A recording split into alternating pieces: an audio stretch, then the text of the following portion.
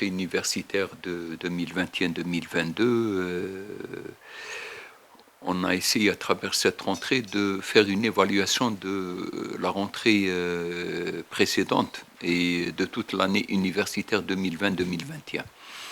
Et nous avons essayé d'être à l'écoute de la communauté, et en particulier des acteurs de la communauté qui sont les enseignants, les étudiants et les travailleurs. Et nous avons essayé de voir comment ajuster le fonctionnement de l'université, le fonctionnement pédagogique de l'université sous Covid, puisque nous sommes sur la deuxième année de fonctionnement sous Covid. C'est comment essayer d'ajuster et d'adapter l'ensemble des dispositions pédagogiques au niveau des universités, tout en tenant compte du protocole de santé qui, en quelque sorte, se décline en protocole pédagogique. Et à partir de ces moments-là, nous avons essayé de prendre un certain nombre de dispositions à la suite d'une évaluation pour pouvoir entamer l'année universitaire 2021-2022 avec moins de contraintes et moins de difficultés que nous avons rencontrées l'année dernière.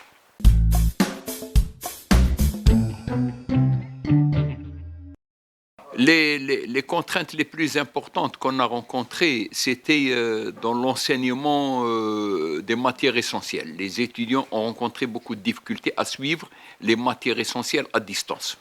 Donc là, c'était une des contraintes. La deuxième contrainte, elle est liée à l'Internet.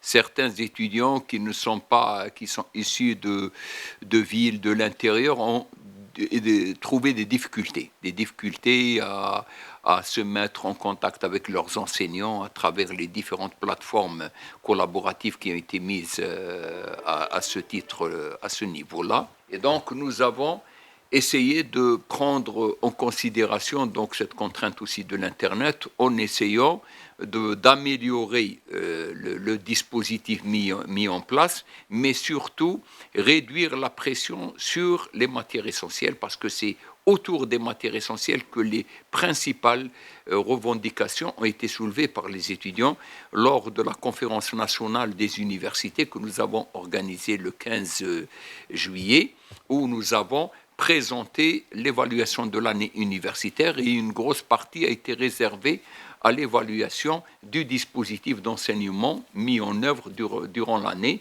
à travers les vagues, mais aussi à travers l'enseignement présentiel et à distance.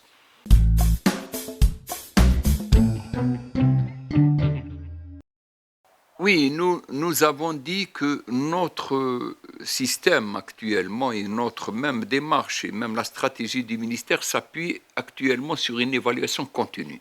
Le plus important pour nous, c'est d'aller vers une évaluation continue de tous les dispositifs que nous avons mis en œuvre. C'est la seule méthode qui nous permet de corriger au fur et à mesure les dysfonctionnements et aussi être de plus en plus à l'écoute de la communauté.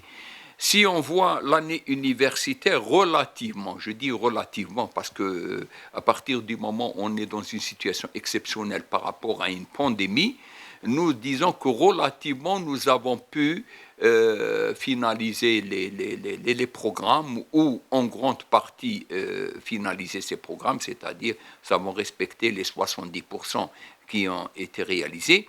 Maintenant, il y a eu quelques difficultés par-ci, par-là, donc entre les établissements, le niveau n'était pas le même. Nous avons constaté que le niveau de pédagogique n'était pas le même entre des établissements du sud, du nord, de l'est, de l'ouest, du centre. Et nous avons aussi constaté une démarche qui est importante et que nous sommes en train de développer actuellement, c'est préparer à la culture de l'enseignement à distance. Parce que là, c'est quelque chose de nouveau. Et donc, il y a tout un travail. Nous avons constaté que, quel que soit l'effort que nous avons fait, il reste encore à faire dans la mise en place ou la mise en œuvre d'une culture en matière d'enseignement à distance. C'est tout nouveau pour les étudiants. La pandémie nous l'a imposé de manière urgente. Nous n'avons pas pris toutes nos dispositions pour le faire graduellement. nous étaient obligés de nous mettre... nous sommes en train maintenant de corriger à travers aussi la formation, puisque face à cette difficulté de la maîtrise de l'outil et des nouvelles pratiques pédagogiques, nous sommes en train aussi d'accompagner les enseignants par des formations pour pouvoir les amener à la maîtrise de cet outil-là, pour se préparer au mieux et faire face à l'enseignement à distance.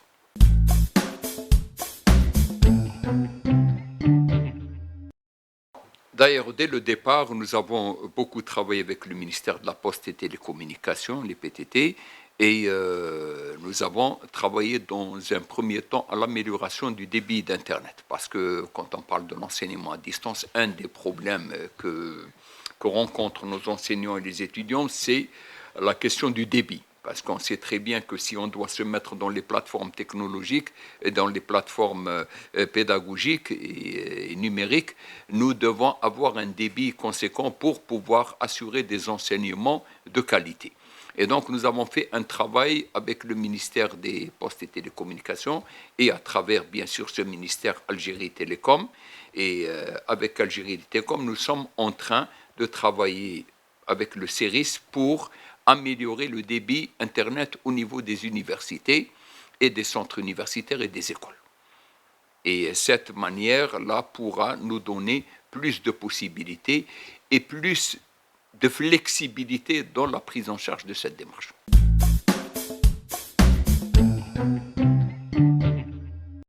Nous avons organisé de cette manière l'enseignement, c'est aussi à la demande. Donc on a été à l'écoute. Nous avons écouté la communauté universitaire, nous avons privilégié, comme je l'ai dit, nous avons privilégié l'enseignement présentiel pour les matières essentielles. C'est ce qu'on appelle les unités fondamentales.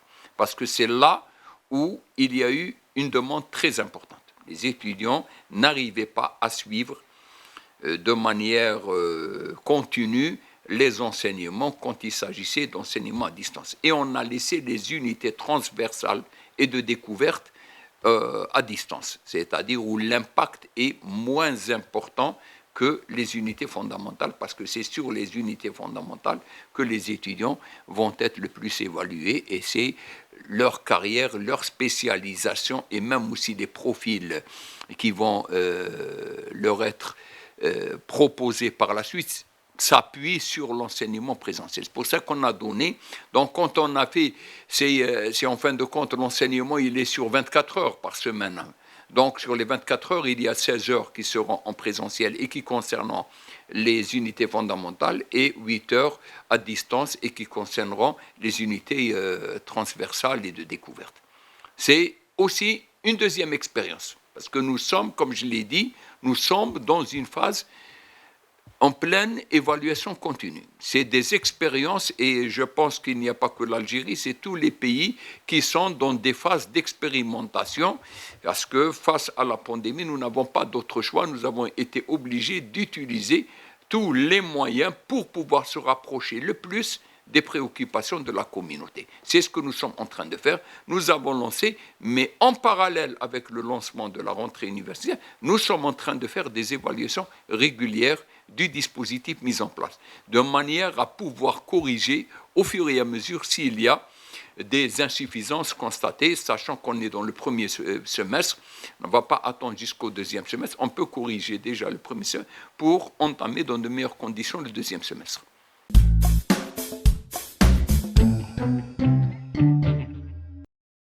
Le niveau, c'est côté Internet, pas le niveau pédagogique. Non, je précise. J'ai dit le niveau d'absorption de l'Internet n'est pas le même d'une ville à une autre, d'une région à l'autre.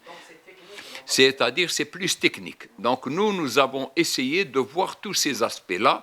Et quand on parle un peu de l'amélioration du débit, c'est une amélioration qui va concerner l'ensemble des établissements qui sont sous tutelle du ministère de l'Enseignement supérieur. Et c'est le travail que nous sommes en train de faire avec le CERIS, parce qu'il faut acquérir des équipements. Et ces équipements-là, à travers l'acquisition des équipements, que nous pouvons augmenter officiellement le débit, aussi bien au niveau des universités, des centres universitaires que des écoles supérieures.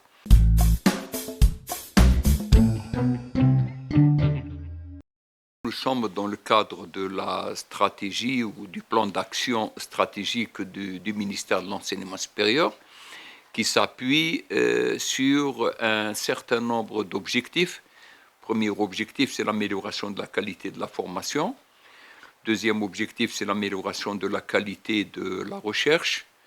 Troisième objectif, c'est l'amélioration de la vie estudiantine. Le quatrième objectif, c'est l'amélioration de la gouvernance et de sa modernisation. Le cinquième objectif, il concerne le renforcement du potentiel humain et d'encadrement, c'est-à-dire l'effort que nous devons faire pour améliorer et valoriser le potentiel humain. Et le sixième objectif, c'est tout ce qui est éthique et déontologie que nous voulons mettre, c'est-à-dire la culture de l'éthique et de la déontologie, à mettre en place au sein de l'université algérienne. Donc c'est autour de ces 6 objectifs que nous avons construit le plan d'action du ministère qui a été inscrit dans le plan d'action du gouvernement qui a été voté tout dernièrement. Et donc nous sommes maintenant en train de mettre en place tous ces dispositifs. Comment nous sommes en train de les mettre en place? Si on parle de l'amélioration de la qualité de la formation, le premier élément, il faut qu'on change un peu le mode de fonctionnement qui doit s'appuyer, qui doit donner un peu plus de chance à la qualité. Et comment la qualité? C'est-à-dire, nous allons travailler sur la révision de la carte de formation, parce que si nous voulons que nos formations soient attrayantes, que nos formations soient pertinentes, nous devons les rapprocher avec le secteur économique et c'est pour cette raison que nous sommes en train de travailler sur la révision. Nous avons installé l'équipe qui va travailler sur la révision de la carte de formation qui, elle, va être en contact avec les secteurs économiques. Nous ne pouvons plus continuer à former dans des spécialités académiques. Nous devons investir les spécialités professionnalisantes. Donc c'est pour cette raison, une des actions qui est la plus importante, c'est cette révision de la carte de la formation. Ensuite, il faut aussi réviser le cadre de fonctionnement du secteur de l'enseignement supérieur, à savoir la loi. Donc nous allons bientôt présenter une loi, la loi qui va prendre en charge toute l'organisation du secteur sur ces différents volets. La dernière loi date de 1999, qui a été modifiée en 2008. Nous sommes en train de reprendre une loi qui va réviser totalement le secteur de l'enseignement supérieur sous ses différents dispositifs. Sur le dispositif de formation, sur le dispositif organisationnel, sur le dispositif d'accompagnement, sur le dispositif d'ouverture sur le secteur socio-économique et sur le dispositif d'ouverture sur l'international. Donc nous sommes en train de travailler sur ces projets. Il y a certains qui ont commencé à aboutir, il y a d'autres qui sont inscrits bien sûr puisque c'est un plan d'action qui va de 2021 à 2024. Donc, nous sommes en train de travailler dans sa mise en œuvre et sa réalisation.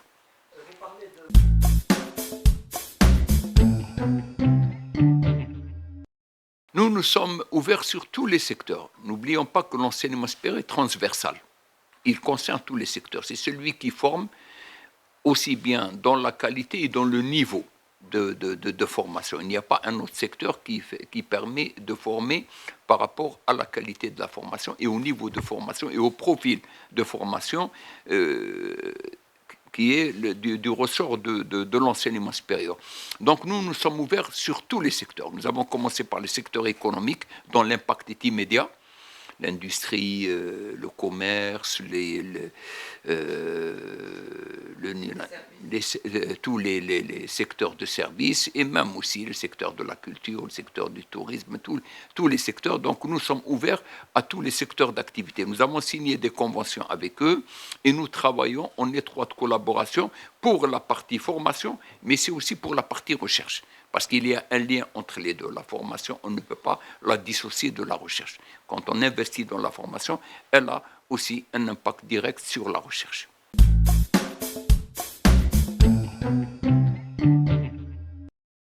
C'est pour cette raison que notre programme il va aller vers des projets utiles. et c'est pour ça que nous voulons aller vers la recherche-développement et la recherche appliquée, c'est être utile. Savons maintenant, le secteur de l'enseignement supérieur a beaucoup investi dans, dans les infrastructures de recherche, il a beaucoup investi dans les équipements de recherche, et il a beaucoup investi aussi dans la ressource humaine, dans les chercheurs. Et nous voudrons maintenant, avec ces 3 volets, mettre ces volets à la disposition de l'ensemble des secteurs utilisateurs. Et nous avons commencé par des actions concrètes où la recherche a été favorable, a été ouverte, a été disponible pour un certain nombre de besoins qui sont exprimés par le secteur économique. Nous avons eu des cas précis. La dernière fois, on était en visite à Annaba avec Fervial, où il y a eu, c'était le produit de la recherche qui a été fabriqué par l'industrie et mis à la disposition du secteur de transport. Et c'est en fin de compte, c'est ce triptyque-là que nous souhaitons développer. La conception, c'est l'enseignement supérieur, la réalisation, c'est l'industrie, et l'application, c'est les secteurs utilisateurs, chacun par rapport à ce besoin. C'est un peu cette démarche que nous sommes en train d'instituer et qui est en train de donner des résultats. On était aussi également pour le projet des motocyclettes, où c'est la recherche de toute la région Est, aussi bien Constantine que Sétif que Guelma, qui se met à la disposition de l'entreprise Sigma pour pouvoir l'accompagner dans son programme de modernisation de cette entreprise à travers la fabrication. Et c'est là où on met la recherche au service du secteur, c'est une recherche utile, une recherche efficace. C'est le travail que nous sommes en train de faire. Mais pour pouvoir le faire, il fallait valoriser. Il fallait valoriser parce que c'est là où le bas blesse dans le secteur, c'est qu'on n'a pas valorisé suffisamment tous les moyens, toutes les potentialités que possède aussi bien infrastructurel qu'équipement, que de ressources humaines, que possède le secteur de la recherche scientifique.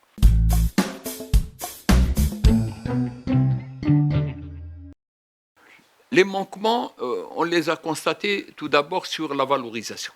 On n'a pas beaucoup valorisé nos produits de recherche, c'est-à-dire les chercheurs travaillaient, mais il n'y avait pas ce contact avec le secteur économique. Donc ils faisaient un travail excellent, mais qui restait au sein du centre de recherche ou du laboratoire de recherche.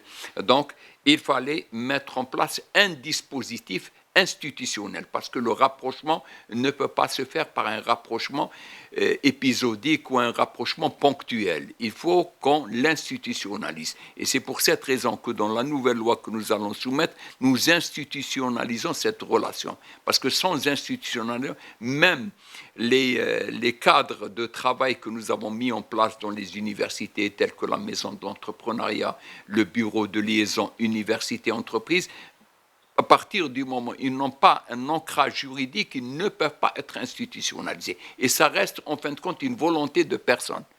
Mais par contre, en institutionnalisant ce dispositif, nous pourrons accompagner et nous pourrons apporter un plus, puisque nous travaillons dans un cadre organisé, formalisé, et c'est ce qui est demandé dans ce cadre. Deuxième volet, c'est le volet communication. Nous ne communiquons pas suffisamment. Nous produisons, mais nous ne communiquons pas suffisamment. Donc, il y a aussi un effort que nous sommes en train de faire avec tous les établissements, avec tous les laboratoires de recherche, avec les centres de recherche, pour développer notre communication et présenter tout ce que nous sommes en mesure d'offrir pour le secteur socio-économique. Et en particulier dans cette phase où il y a un programme de relance économique, c'est là où le secteur de la recherche peut intervenir sur tous les volets. Et c'est à ce niveau-là que nous sommes en train d'investir pour être au diapason et au niveau de toutes les préoccupations et toutes les demandes et les exigences des différents secteurs.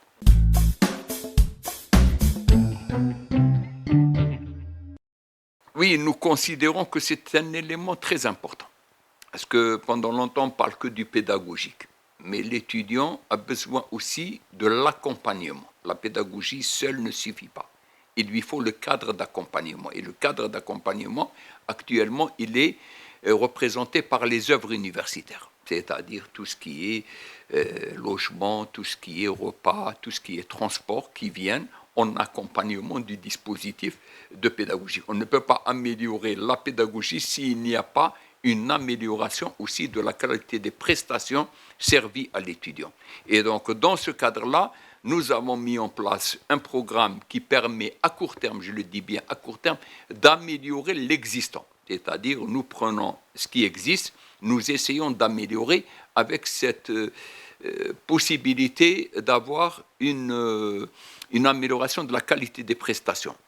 Et nous essayons de revoir ce qui ne marche pas. Par exemple, nous avons pris aussi un certain nombre de dispositions pour fermer certaines résidences universitaires parce que nous avons considéré que ces résidences ne sont pas du tout appropriées pour permettre à un étudiant de vivre dignement dans ces cités. Nous les avons fermées et nous avons déplacé ces étudiants vers les cités nouvelles que nous avons réceptionnées pour pouvoir avoir une harmonisation et une cohésion globale. Nous avons aussi vu qu'à travers une analyse des offres de places en lit, nous avons constaté que sur certaines wilayas, on est à l'aise. Et j'ai donné instruction que là où on est à l'aise, on peut aller même sur la possibilité d'avoir un étudiant par chambre. En premier lieu, ça nous permet de régler le problème du protocole sanitaire, parce que quand on met un étudiant par chambre, le problème du protocole ne se pose plus en résidence, et en même temps aussi permettre aux étudiants de vivre dignement au sein des cités et pouvoir suivre leur pédagogie normalement. Donc, voici les dispositions que nous avons prises à court terme. Maintenant, ce qui est moyen et long terme, c'est une révision graduelle des œuvres universitaires. C'est ce qu'on appelle un peu la réforme des œuvres universitaires, mais nous allons la mettre en œuvre graduellement.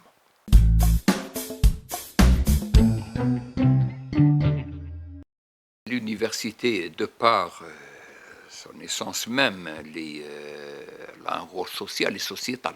Donc ça c'est clair. Donc là, nous devons intervenir sur les deux volets.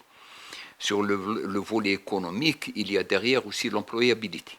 Vous savez que l'enseignement supérieur produit chaque année 400 000 diplômés sur les 3 cycles, les cycles classiques. Donc nous avons 400 000 diplômés par an.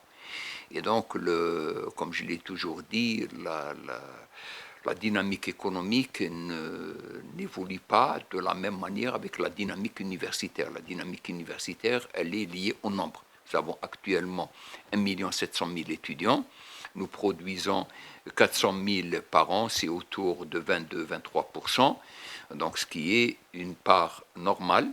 Et nous ne pouvons jamais avoir la même dynamique. Ce que nous pouvons faire maintenant, c'est en s'ouvrant sur le secteur économique, c'est nous arrivons à garantir une bonne partie des nouveaux diplômés qui pourront trouver une place dans le secteur, parce qu'à partir du moment où le secteur universitaire s'investit dans le secteur économique, c'est lui ouvrir d'autres possibilités et ouvrir aussi d'autres espaces pour les étudiants, des espaces de recrutement aussi bien dans le public que dans le privé. Et c'est un peu la démarche que nous sommes en train de... Donc c'est un rapprochement sur les différents volets. Nous avons rajouté maintenant le volet qui est le plus demandé, c'est le volet innovation.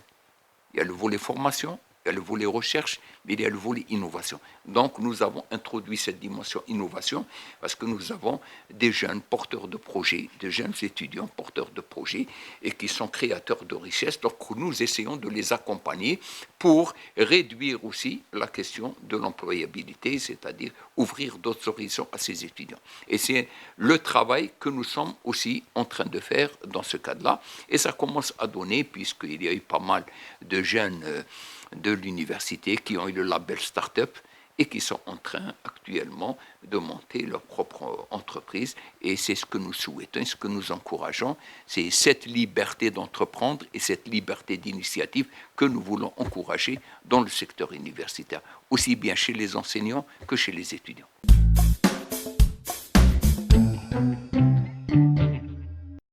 C'est pour cette raison que dans le cadre du programme d'action du gouvernement, on a dit qu'il y a l'amélioration du dispositif humain et d'encadrement, et l'amélioration commence par la révision des statuts. Donc, Monsieur le Président de la République a donné une instruction au ministère de l'Éducation, de l'Enseignement supérieur, de la formation professionnelle et de la santé pour ouvrir les statuts des enseignants-chercheurs. Et c'est ce que nous avons fait immédiatement. Actuellement, les partenaires sociaux sont en train de travailler sur ce dossier-là et on va échanger pour faire des propositions dans ce cadre-là. L'objectif étant d'améliorer la situation de l'enseignant pour pouvoir l'amener à donner plus, et ce plus-là aura un impact sur aussi bien l'amélioration de la qualité des enseignements et l'amélioration aussi de la qualité de la recherche, aussi bien pour l'enseignant-chercheur que pour le chercheur permanent. Donc, c'est pour cette raison que dans la valorisation du dispositif humain, nous avons mis en première position la révision des statuts. Ensuite, nous avons mis aussi d'autres mesures d'accompagnement, c'est les mobilités. En plus de la mobilité à l'étranger, il y aura aussi la mobilité nationale. Nous sommes en train d'encourager la mobilité nationale, elle est devenue importante. Nous avons maintenant des potentialités en Algérie qui sont réparties sur les 48 wilayas où le secteur universitaire est représenté.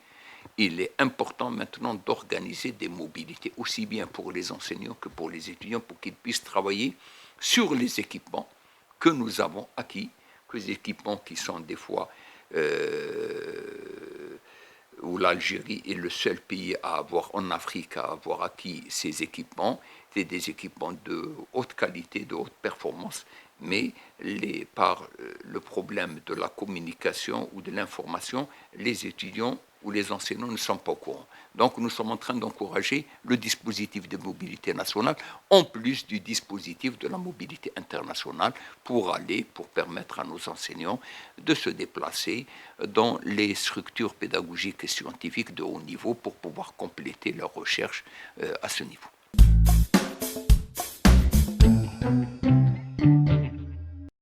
Le travail que nous avons mis dès le départ, j'ai dit que ma démarche s'appuie sur une démarche participative. Donc, toutes les actions que nous sommes en train de mener, nous impliquons les partenaires, aussi bien les enseignants, les étudiants que les travailleurs. Tous les partenaires sociaux sont impliqués dans nos démarches. La deuxième démarche qui est importante, c'est la démarche communication. Nous communiquons suffisamment avec nos partenaires et même aussi avec tout le public, toute la communauté universitaire. À travers notre page, nous essayons de répondre à toutes leurs doléances, aussi bien par des réponses individuelles ou des réponses collectives. Donc nous avons cette... Et le troisième volet qui est très important, c'est la concertation. Nous nous concertons aussi sur les dossiers les plus importants. Nous nous concertons sur les dossiers les plus importants pour ne pas se presser ou d'avancer un dossier ou d'avancer un texte si ce texte-là n'a pas été suffisamment mûri. Donc nous travaillons aussi sur la démarche pour mûrir les textes. Et tous ces trois paramètres, c'est participation, concertation, communication, nous les mettons au service du secteur de l'enseignement supérieur. Le tout accompagné par des sorties sur terrain.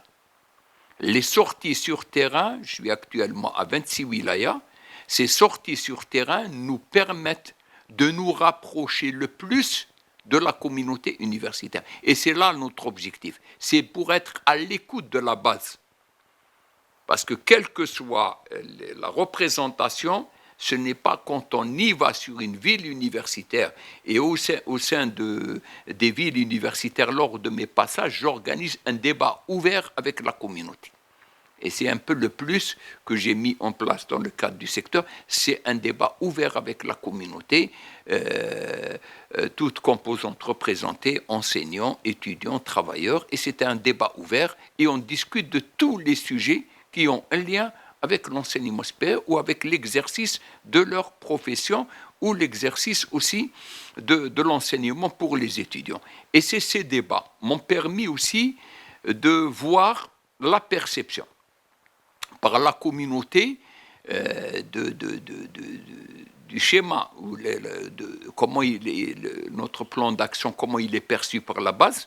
C'est très important parce que le plan d'action, j'en ai parlé au début, et je voulais voir comment la base est en train de percevoir ce plan d'action. Notre objectif, c'est de faire adhérer cette communauté Parce que le plus important, c'est de faire adhérer cette communauté au plan d'action. Parce que l'adhésion de cette communauté au plan d'action remet en quelque sorte la question de la confiance dans le secteur et de la confiance dans les décisions qui sont prises par le secteur et la confiance aussi dans le programme d'action qui est proposé par le secteur. C'est-à-dire que nous venons avec une vision que nous avons reproduite en programme d'action. Donc nous ne sommes pas venus pour rien, nous ne sommes pas venus gérer les affaires courantes. Nous sommes venus avec une vision que nous avons déclinée en programme d'action que nous avons pu l'inscrire dans le programme d'action du gouvernement et qui a été voté. Notre rôle maintenant, c'est de le mettre en œuvre. Nous avons déjà mis en œuvre un certain nombre d'actions.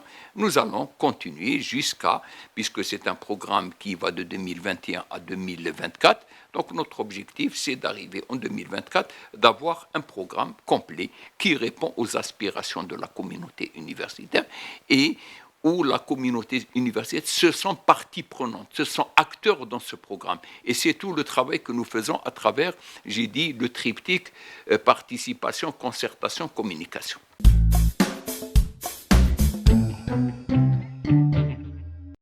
L'université algérienne, depuis l'indépendance, a produit plus de 5 millions de diplômés. Ça, c'est un chiffre qu'il faut connaître. Donc, c'est plus de 5 millions de diplômés. C'est quand même important à le savoir.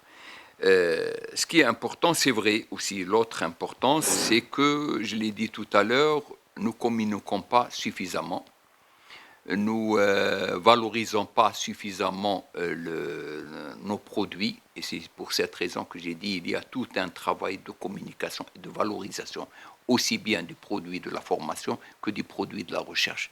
Parce que là, il y a un certain nombre d'actions qui sont menées. Même sur la visibilité des établissements. Nous voyons qu'il y a des établissements qui font énormément de choses. Mais comme ils ont des difficultés de communication, ils ne sont pas visibles à l'échelle internationale. Alors qu'il y a d'autres établissements qui font peut-être le 1/3, ils sont plus visibles. Donc nous sommes en train d'accompagner ces établissements pour améliorer leur visibilité. Il est important et c'est quelque chose que nous pouvons améliorer parce que nous avons le produit, nous avons la matière.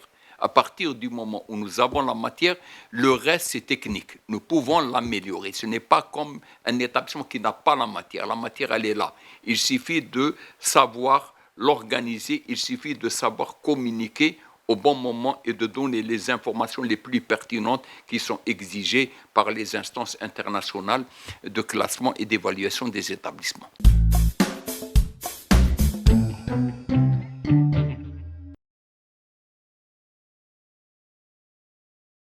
Nous, on essaye de les amener à mettre les adresses réelles, c'est-à-dire là où ils sont.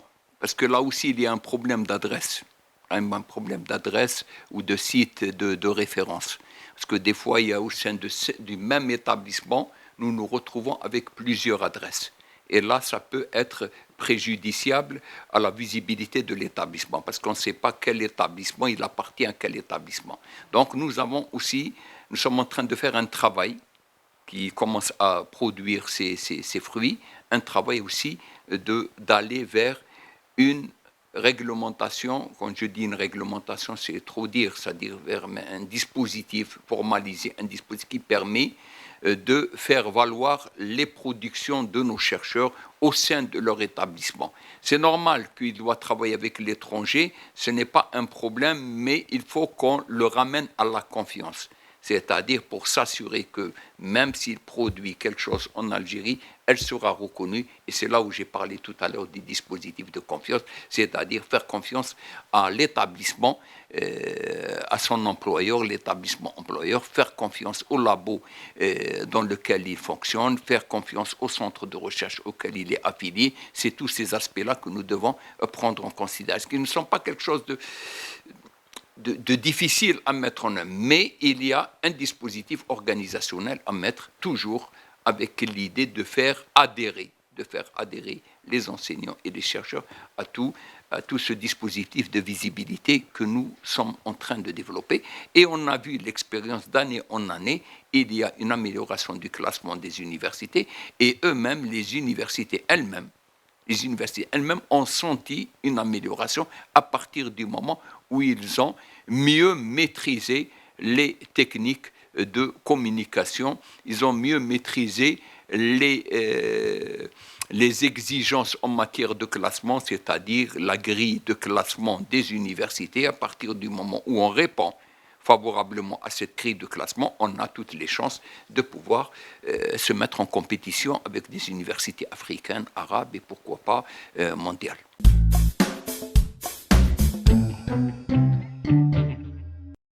Tout notre dispositif, et quand j'ai parlé tout à l'heure de la loi s'inscrit dans une projection même 2030, c'est-à-dire ce n'est pas une loi uniquement pour 2024, mais nous avons essayé au sein du projet de loi de prendre en considération aussi bien les mutations mondiales dans le domaine de l'enseignement supérieur actuel, mais même aussi réfléchir aux métiers futurs. Parce que l'université doit se tourner vers les métiers futurs. Elle ne peut plus rester sur les métiers passés. Nous devons être sur les métiers actuels, mais aussi aller vers les métiers futurs, aller vers des disciplines futures, aller vers des disciplines technologiques que nous sommes en train d'orienter vers les technologies de pointe pour pouvoir aussi nous mettre au diapason des universités similaires qui ont pu progresser dans ce domaine. Donc il y a quand même une vision technologique qui se développe et un exemple concret de cette vision, c'est la création des deux écoles, l'école de mathématiques et l'école d'intelligence artificielle qui sont venues consacrer ce dispositif que nous voulons à moyen et long terme à travers chaque année l'inscription de deux autres écoles sur des thématiques précises, des thématiques pointues qui peuvent apporter le plus à l'économie nationale.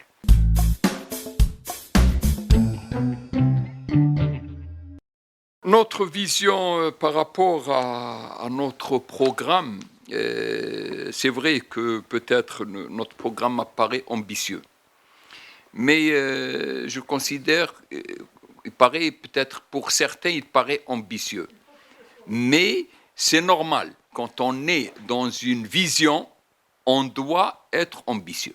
Parce que si on n'est pas ambitieux, de cette vision ne peut pas se dégager un programme et un programme d'action. Donc nous sommes en train de travailler, nous essayons de faire en sorte que l'université algérienne soit une université moderne, une université algérienne soit une université ouverte sur le secteur économique, une université ouverte sur l'international et rien n'empêche à cette université aussi de participer aux grands projets de développement du pays, comme elle l'a été dans les années 70 à la politique d'industrialisation du pays. Donc, on aimerait bien que l'université puisse accompagner tous les secteurs utilisateurs, et c'est un peu les dispositions que j'ai prises avec mes collègues ministres des différents secteurs, leur dire que l'enseignement supérieur est disponible pour vous accompagner, aussi bien sur la formation, sur la recherche et sur la nouvelle dimension qui vient se greffer, c'est la dimension innovation.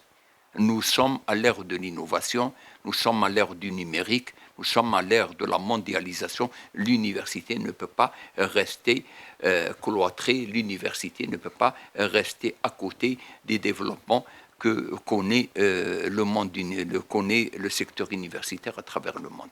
Donc nous faisons en sorte que nous soyons sur cette ligne et nous espérons, Inch'Allah, de réussir ce programme-là et d'être beaucoup plus proche de la communauté et des aspirations de cette communauté universitaire qui en a besoin.